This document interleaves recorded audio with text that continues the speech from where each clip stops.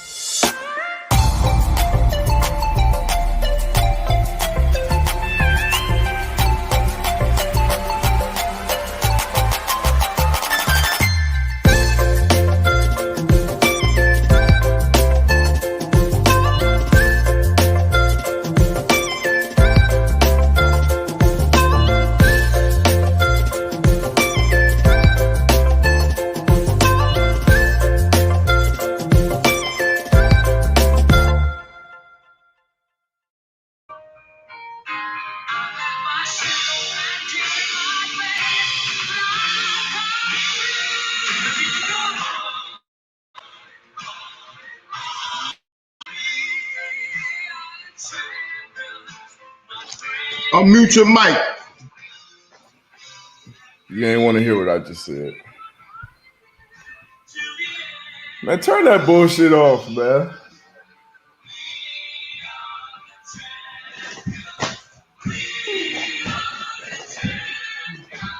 Come on, man. Stop. They're going to take down the stream. Hey, look at her. Good morning, everybody. Bucks and shit. Hey, Bucks and shit. Go ahead, pop your shit, man. We only here for 30 minutes a day.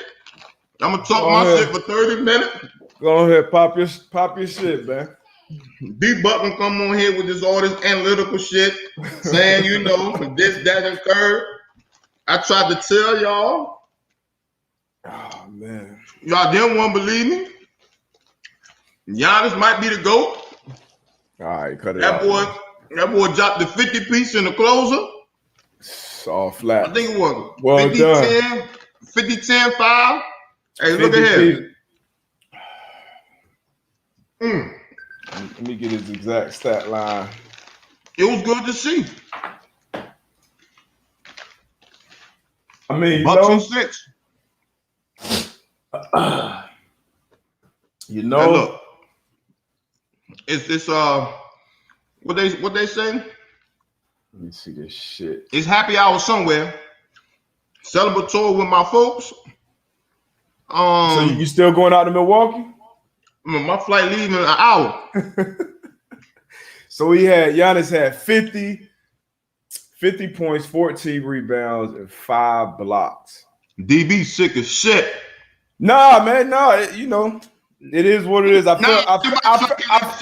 DB sick right now. Hey, man, I'm happy for Giannis, man. I'm happy for Giannis, man. You ain't happy for Giannis. I picked this up.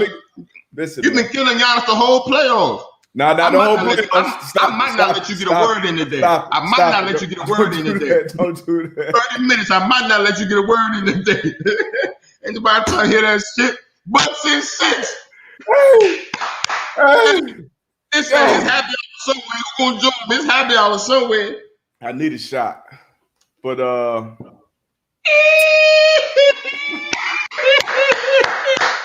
Bucks and 6. Let's go. Yeah, it's been a long night, man. It's been a long night. Go ahead. I'll let you rock. It's been a long night, man. But man, Giannis deserve it, man. Can't make no excuse. Chris Paul, Devin Booker, Ayton. I mean, Ayton, he looks. The stage looked too big for my dog last night. He looked spooked last night at the beginning, at least. He got his feet up under him. Book looking shaky last night. He was looking gun-shy last night. He ain't want to pull that fire last night. Chris Paul, he played decent. He started off on the bullshit, but he played good. But series not good enough. Chris Paul. I feel like that was his best chance to get one. A lot of people said he might go to the Lakers next year, but it was all about Giannis last night, man. All about Giannis and the Batman talk with Middleton and all that bullshit. Giannis, he carried the load, the whole way through. Came back from that injury, and that performance last night, man. He just wanted it more than everybody else on the court. It was simple as that. Wow. He just wanted it more than everybody else, and he took it to him from start to finish on both ends of the court. It was one of the most impressive closeout finals performances, period, that I've seen, man. So hats off to him, man. I'm proud of him too, man. He put in the work. We seen his story, man. It's a dope story, man. So shout out to Giannis, man. I got nothing bad to say about him, man. Nothing bad to say about the Greek Freak, man. I owe him an apology. I owe him an apology. Hold on. What happened? Giannis, come in. Oh, Giannis, he just walked in. He about to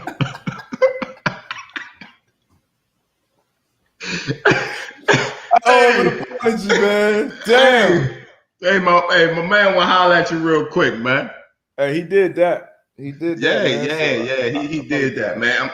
My man was what, 16? Was it 16 for 17 or 16 to 18 from the free throw line?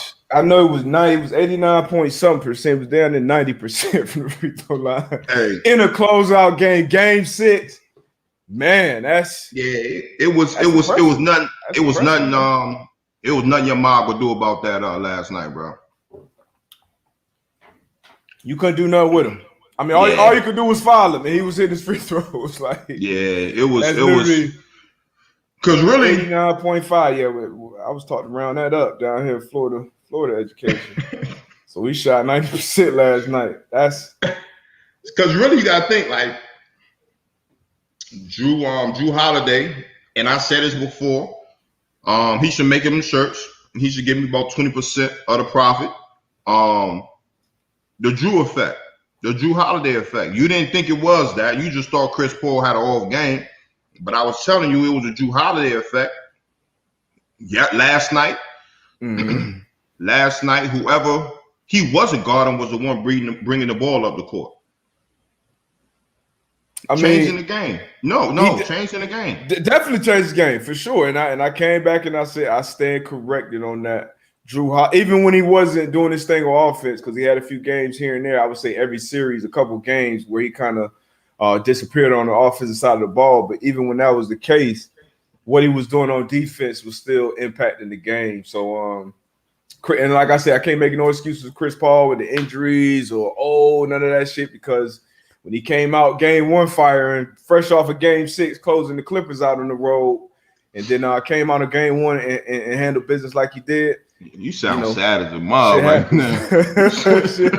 You sound sad as a mug right now, bro. Hey, real shit though.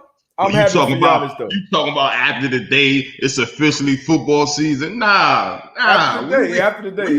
We talking ball right now. I'm back on the everyday DB. We talking coverages. We talking ball. We talking who in the best situation, going for all type of football shit. I can't wait for this. These Olympics, they don't look like they gonna happen. You think they gonna cancel them, John? It ain't looking good right now. We're supposed to what they got the opening night on Friday, right? Yeah, I think they're supposed to be lighting up on Friday, but we got a lot of I feel like athletes every day getting put in protocol, or just saying they can't go. Vaccinated, unvaccinated. They didn't create a bubble out there. Well, it's no spectators. I don't know how I don't know how the Olympic Village. They got the cardboard boxes, so they're going to certain Olympic Village. They going up in the Olympic Village. But I'm just thinking that the world was open, so I see they probably forget a bubble if everything is open. Yeah, man. But back to these finals, man. These dudes really lost 4 straight. Well, the Bucks really went out there and won. I'm gonna keep it. They won, yeah. It's about the Bucks. It's about Giannis. And I was won 4 straight. And I was telling you, I'm like, yo, them first 2 games in Phoenix. Straight. Can you hear me? Yeah, I got you. All right, let me talk. So the first 2 games, in so them first 2 games in Phoenix, right? Okay, still man. Hey, first 2 games in Phoenix, game 1, I'm like, okay, Phoenix gonna win that, right? So Game 2, I'm thinking that Milwaukee they're gonna bounce back. They'll go back to Milwaukee 1-1. But when Phoenix won, it was 2-0. I'm like, it's tight on my boys. But the two games were competitive. Mm-hmm. They were competitive. So I'm like, it's not like they just a better team. I felt as though Milwaukee was a better team, but with Booker, with CP3, maybe they might get the edge. But I felt Milwaukee was a better team, right? Obviously, I called Milwaukee over Brooklyn too, right? You remember that? Yeah, I mean, Brooklyn lost game 3. Cut it out now. Man, no excuse. Yeah. So then game 3. So this when I knew it was trouble for Phoenix. They got their ass whooped by 20 points. Which one was that? Game 3? The first first one in Milwaukee. They got their ass whooped by 20 points. They made some adjustments on the plane ride back to Milwaukee, and then that's when I knew they was in trouble. Then game 4, they came out, did the thing. Game 5 when they won at Phoenix, everybody should have known that it was over going back in Milwaukee. They played well. They played well at home. That's for us that do our due diligence and our research and shit. But that's the thing, though. And we not in the moment. The other guys didn't even play well at home. This shit came down to Giannis. This shit came down to Giannis. And Drew. The Suns were the better team, in my opinion. They stopped playing team basketball. They stopped moving the ball. They stopped getting everybody shots. They started going more so to the ISO ball. We see what your opinion is. Back to back. We see what your opinion is. Booker was getting back-to-back 40 clips, but it was playing ISO ball and wasn't winning games. Giannis was the best player in this series by far. Y'all come listen to D-Buck. I feel like Monty was the better coach. Y'all come listen to Phoenix this shit. Was a better team, but Giannis was the better player, and he showed that. And like I said, last night, Drew didn't really show up on offense. Middleton was here and there. He hit a late jumper, but he was iffy on offense. I can't mute you. That shit was all about Giannis saying, y'all get on my back. I'm winning this shit over tonight. This shit over tonight. They either going to foul me or I'm going to score. And when I get to the line, I'm hitting 90%. That shit was about Giannis. Let's not act like Bud just turned into a great coach. And he made adjustments. He made adjustments on the defensive end. That impacted the game. He's a defensive guy. He's a defensive guy. So I get that. Yeah, he made adjustments on the defensive end. So when you put Drew Holiday on Chris Paul and he's guarding him 94 feet up and down the court, that's an adjustment, a key adjustment that takes one of their key players out of the game, right? So boom, we come back to last night, right?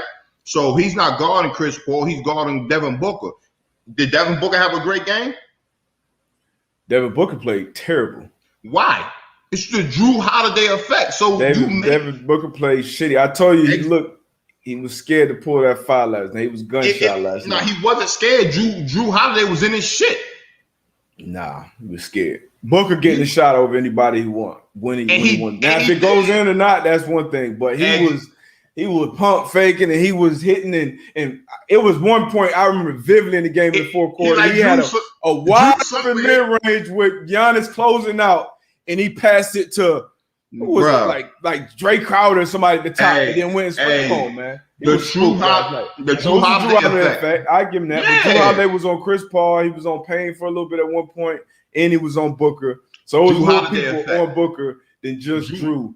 But he was last night. But he was thinking Drew was in. So just like say, we're gonna reverse this the football real quick, right? So just say, hey, Tom Brady in the pocket, right? So you got Freeney, you got Mathis coming off the edge.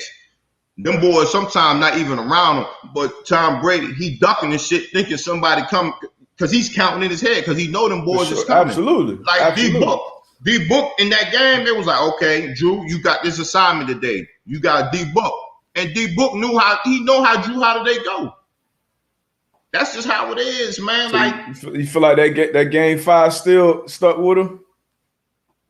Yo, like we watch film. He ripped him twice. He ripped him twice in game 5. we watch film as athletes, like as corners, at DBs, like we have to have a short memory, right? I feel like that's what I'm saying. Book as a scorer, as a shooter, you got to be the same way. And you got to keep shooting. But when you got somebody in your shit, you got somebody grabbing your shorts. They helping you put your socks on. They tying your shoes for you. He knocked the ball out his hand at the free throw line late. No, I said, Drew in his hand. And then they give you a pat on the butt and be like, yo, good game, bro. Drew Holiday effect. Yeah, he did his thing. Hey, he did his thing. He had a great impact on the Bucks and six. You know, it was a big stage was too big for Book, man. Stage was Bucks too big and for six. Ayton early. And you know what? And another thing, I'm about to go off. And another thing, right? That's why you win your parlay. That's why you lost your parlay. Oh, it's all good. It's all good. I ain't tripping. But you're playing with house money. So another thing with these in the moment guys, right? So I put you in the same boat as Shannon Sharpe, right? So you be in the moment and your wild ass takes. They were saying, "Oh, Book is the next Kobe Bryant." You didn't hear me say that. People gotta slow down in these sports talk, man. I wasn't on that. People gotta slow down. Like I just feel Book is gonna be. He's one of the young greats in the league right now. But the way we just compare these cats to these greats, man. I'll say he's a very good scorer right now. A very good scorer. He's an elite scorer. He's an elite scorer. He's elite, bro. Yeah, he's elite. You give me top 5 in the league right now. He's elite. He can score with anybody in the league. I would give him that. Right now, he's elite. That's what he can't throw away. He can't throw around that elite title though. That's right. He dropped 70. Very, very good scorer. Very good scorer. How many people drop? I'll put KD in the elite bag. Come on, D-Butt. How many people drop 70? How many people drop 70 in an NBA game? Not many. You have to be an elite scorer to drop 70 in an NBA game. All right, so you talk. Okay, he's an elite scorer in your book. In my book. I don't know too many people. We done seen some fun. Dame, Steph, KD.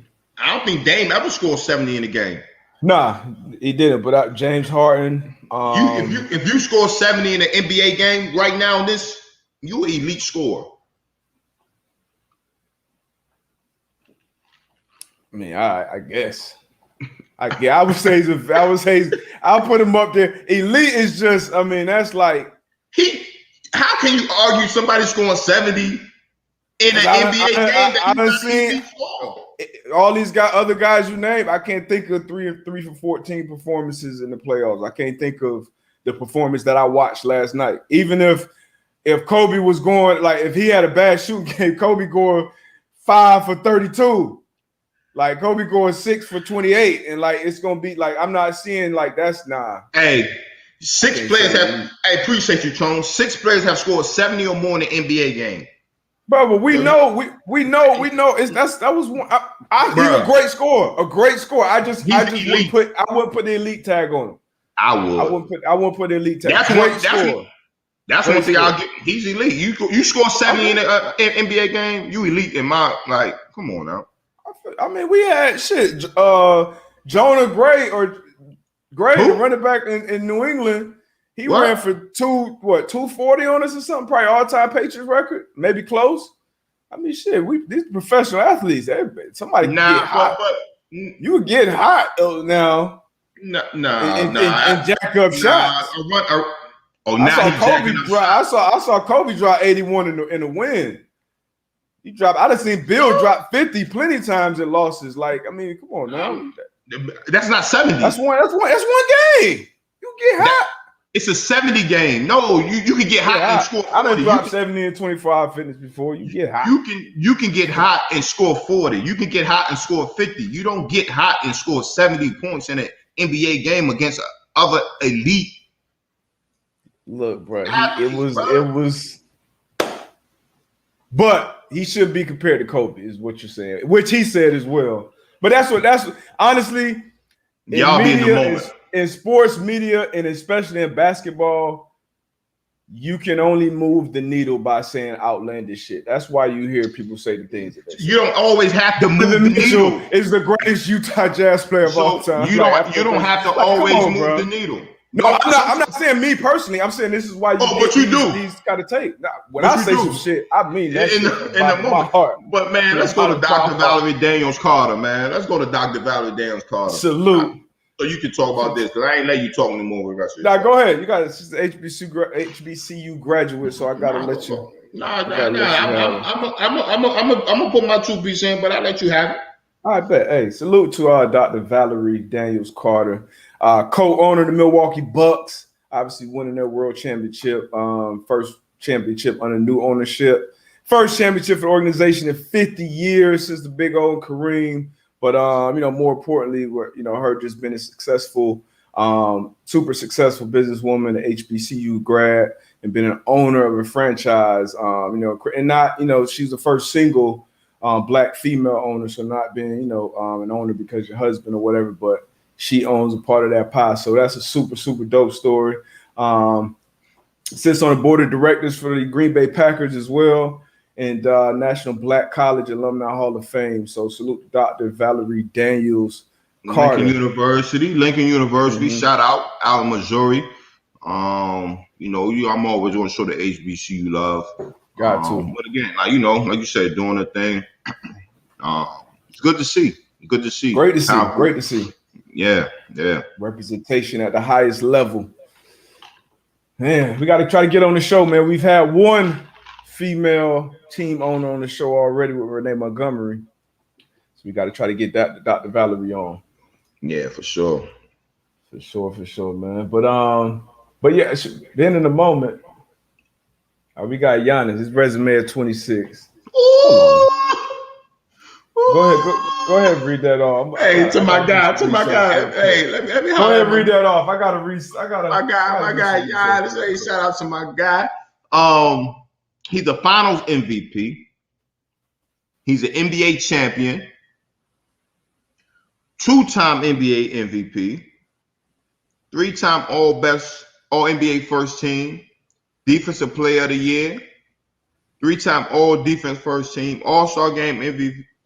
5-time All-Star and Most Improved Player. Resume at 26. That's impressive. Very impressive. And the only player in NBA Finals history close out with a 50-10-5. And he only took 25 shots for the 50 clip. Really knocked down 17 of 19. Now, I mean, I can't. It's hard to say that that's the most impressive part of the game because of how he played, how hard he played. Like his effort too. His effort, yeah, that's what it is. That goes a long way. You obviously spent a long time in the locker room, me as well. And like when your best player is giving the most effort, and I'm sure that's not something he switch on and off, like in the offseason, the weight room and practice on the games, that shit resonates throughout that team. So that's why you can't hate. For me at least, if you love sports, you love competition and athletics, it's hard for you to hate on a guy like Giannis. Yeah. He might beat your team or he might make you lose some money, this or that, but you gotta respect that shit. You got to. Did you see the side-by-side picture of him when he came into the league? And that's work right there. That's crazy. That's work. And the crazy thing about it, his game still has room for improvement. A lot of improvement. You know what I'm saying? Because at this point in time, they couldn't stop it. So why, don't fix it if it's not broke. Where, you're going to dribble and you're going to spin move and you go to the rack, right? Or in transition, he going, it's like a train on the road. Yeah, you know what I'm saying? Ain't a big, strong individual. Exactly. He didn't want no parts of that coming down. Last night, I don't know what he tapped into. Like, I don't know what he did pregame, but he was hitting fadeaways. He was hitting jumpers last night. But if he can do that consistently, he'll be scary. And that's the thing, bro. Like, especially with basketball, you have to try. Like, you have to attempt. You got to try to do it. You got to put the work into the gym, and then you got to go out there and you got to Shit, he shoot a couple threes every game. I ain't got no problem with that. You know, hey, you're gonna have to respect me at some point. At some point, I'm gonna start hitting these. Some point, I'm gonna start hitting this fadeaway consistently. I'm gonna get a little more post moves. I'm gonna start hitting these free throws, but he does it. Like you see a guy like Ben Simmons, who has all the talent in the world, came into the league, I would say, with more size, more strength, more speed, more talent than Giannis. And I wouldn't say he's gonna be that. He can't be that same player, but he doesn't even attempt to try to make these shots or make you respect parts of his games. And that the work that Giannis puts in, man, like he shoot fadeaways, floaters, threes, and like you said, there's so much room to grow. Yeah. If he can, that shit's scary, man. Is he the best player in the league right now? No. He's not the best player in the league right now. Who you got right now still? Bron. You got Bron? Yeah. But we talking about the best player, the greatest international player of all time, right? So we kind of spoke on this last night. I had my choice. My choice was Hakeem, the Dream. Who you got? It's tough.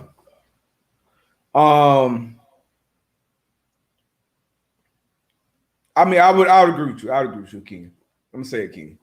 He averaged 3 blocks and 2 steals damn near on defense. For a long period of time, he's best defense player in the league. 2 championships.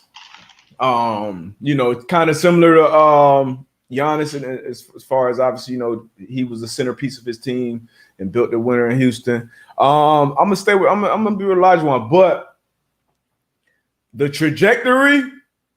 If he stays on this trajectory, and like you said, it's a lot of room for Giannis to grow. And even if he doesn't grow and he stays this same player for the next stretch, he can easily surpass Hakeem, in my opinion. Because that, like you said, he just did something that nobody's ever done. It was 50-point closeout, and if he can improve that, he could be the best. But right now, I'm with you. Hakeem Dream. Yeah, absolutely. But like you said, like as we have up here, Dirk was great. Steve Nash, Finals MVP, Dirk. Yeah. You got the Joker coming up. And Dirk built it too. Dirk built it in Dallas. We talked about him on the show before. And Dirk beat the super team. Yeah. The one of the ultimate super heels. So that was a super team. So he obviously had to knock some Kobe teams out of the playoffs or surpass them. Did they play in the playoffs? Let's see. But Dirk. I don't know if they played in the playoffs. 2-time MVP Steve Nash. Yeah, Vlade. Was obviously it was short. Vlade Divac. Yeah, I mean, you got it's a lot of international players that I'm pretty sure we're gonna forget Tony Parker. about. Tony Parker, Manu Ginobili, MVP, Manu. Some great. Tony Kukoc came over him, was one of kind of early and won a championship. But these guys, I don't think Yao would be on this list. You said who? I don't think Yao Ming will be on the top 5 international players list. Oh no. But going forward, we can see Luka can easily be on this list at some point. Joker. He already got an MVP under his belt. Embiid, yeah. So I'm sure this list will change drastically over the next probably 10 to 20 years. But right now, Giannis is well on his way to being at least arguably the best player in the league. At least if somebody go in the barbershop and say, hey, Giannis is the best player in the league right now, you got to listen to that argument. Right now? Right now, you got to listen to that argument. When they tip off next season and somebody says Giannis is the best player in the NBA, we're going to have to listen to that argument. You should smack 5 out of them. Everything's not meant to be an argument. Like he's not arguing. Arguably? No, he's not. No, that's don't give me. He's 26, bro. He's gonna be 27 next year. Bron gonna be 37. Who else in the argument? You got Steph. You got Embiid, Joker. So you put Embiid. KD. So you put Embiid in the same conversation as Steph, KD, and LeBron? Yeah. No. Okay. Right now. Okay. I'm saying when you talk about best player in the league, like Embiid got to be in that conversation. Okay. Is he better than KD? I'm not saying he's better. I'm just saying he got to be in the conversation. KD's higher. You got KD. You got Bron. So Bron just old. We seen him start to deal with injuries now. Like that's something like some things just don't have to be talked about. Like it's not arguably nothing. Like he's 37, bro. At some point, he gotta somebody gotta take the torch, bro. He can't be the best. Guy. He can't be the best player in the league forever, bro. Not forever, but when he leave, he won't be.